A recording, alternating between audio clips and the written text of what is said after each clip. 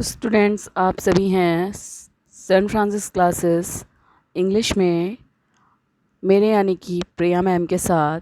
आज हम सभी पढ़ेंगे क्लास 10th की पोएम द फाउंटेन का हिंदी एक्सप्लेनेशन, जो कि लिखी गई है जेम्स रसेल लॉयल जी के द्वारा। तो जेम्स रसेल लॉवेल की जो लाइफ एक्सपेंट था उनका, वो 1819 से 1891 तक था।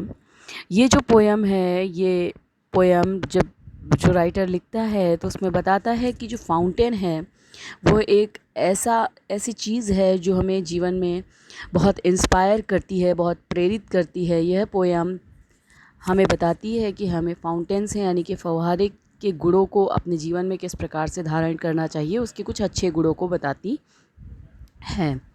तो सबसे पहली लाइन देखते हैं, इनटू द सनशाइन। सनशाइन का मतलब क्या होता है? तेज़ धूप।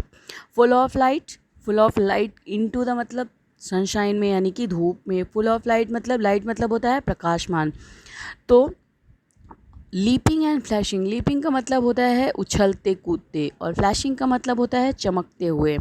From morn till night, morn का मतलब होता है सुबह यानी कि मॉर्निंग से, टिल नाइट मतलब नाइट मतलब रात तक।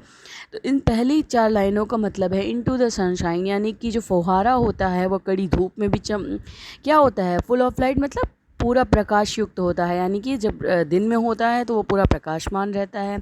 और कैसे रहता है? लीपिंग एंड फ्लैशिंग, आप फुहारे को देखते हैं वो ऊपर की तरफ उठता कूदता है, उसमें उस पर पानी जो होता है वो लगता है कि उछल कूद कर रहा है। तो लीपिंग का मतलब उछलते कूदते हुए, फ्लैशिंग का मतलब चमकते हुए। वो सुबह से लेकर शाम तक पूरी दोपहर में भी वो क्या रहता है? प्रकाशमान रहता है और उछलता कूदता रहता है। Into the moon light, moon light का मतलब क्या होता है? चंद्रमा के प्रकाश में। वाइटर देन स्नो, वाइटर दैन लगा है तो मतलब यहाँ पर फव्वारे की तुलना स्नो यानी कि बर्फ़ से की जा रही है, और बताया जा रहा है कि इनटू द मून लाइट, चंद्रमा के प्रकाश में, वाइटर देन स्नो, यह किस प्रकार का होता है? यह और अधिक सफ़ेद होता है। किससे भी सफ़ेद? बर्फ़ से भी अधिक सफ़ेद नज़र आता है, क्योंकि चंद्रमा का जो प्रकाश होता है वो कैसा होता है? सफ़ेद होता है। Waving so flower like, waving, waving मतलब हिलना डुलना।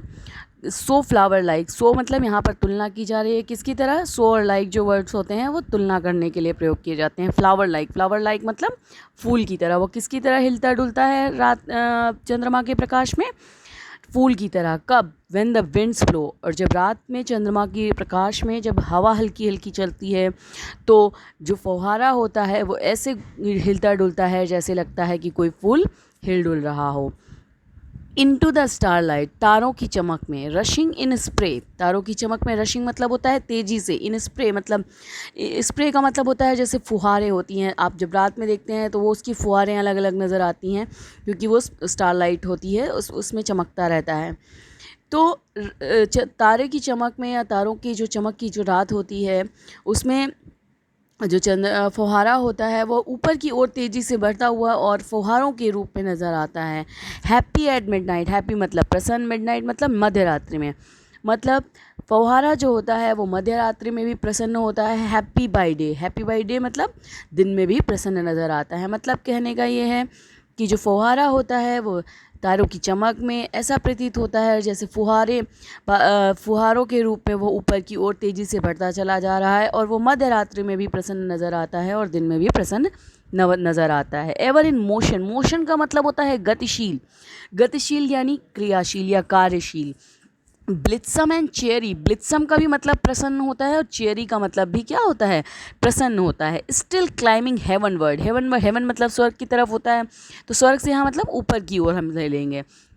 तो स्टिल क्लाइंबिंग हेवन वर्ड मतलब वो हमेशा, स्टिल मतलब निरंतर चलता रहता है ऊपर की ओर। आप जब फुहारे को देखेंगे तो फुहारा जो होता है वो हमेशा ऊपर की ओर गति करता हुआ नज़र आता है, और जब देखेंगे उसको तो हमें उसमें निरंतर गति का एक उदाहरण उससे मिलता है। वो हमेशा क्या होता है? कार्यशील होता है।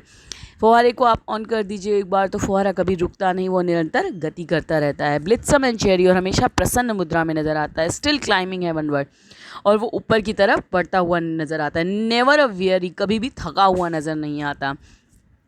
तो इन 4 स्टैंजाज़ में जो फुहारे के जो गुण नज़र आते हैं वो ये होते हैं कि फुहारा जो होता है वो निरंतर गतिशील होता है, वो क्रियाशील होता है और वो अपने हर प्रकार की स्थिति में मिडनाइट और जो स्टारलाइट का जो यहाँ पर उदाहरण दिया गया है वो जीवन के जो हमारे अंतिम क्षण होते हैं या जो जीवन के उतार चढ़ाव के रूप में दिखाते हैं, क्योंकि फुहारा कभी नीचे आता है कभी ऊपर जाता है, तब भी वो प्रसन्न मुद्रा में नज़र आता है और कभी थका हुआ नज़र नहीं आता। तो ये सभी गुण जो है वो राइटर जो है वो हमें बताता है कि हमें फुहारे से ग्रहण करने चाहिए। आगे की पोयम अगले पार्ट में।